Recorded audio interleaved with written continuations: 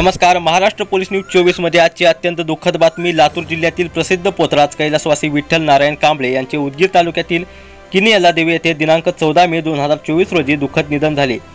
दिनांक 15 मे 2024 रोजी त्यांच्यावर सार्वजनिक स्मशानभूमी किनी यल्लादेवी येथे भंडारा उधळत अनेक गावागावातून लोकांनी येऊन अखेरचा निरोप दिला व त्यांच्यावर अंत्यविधी करण्यात आली।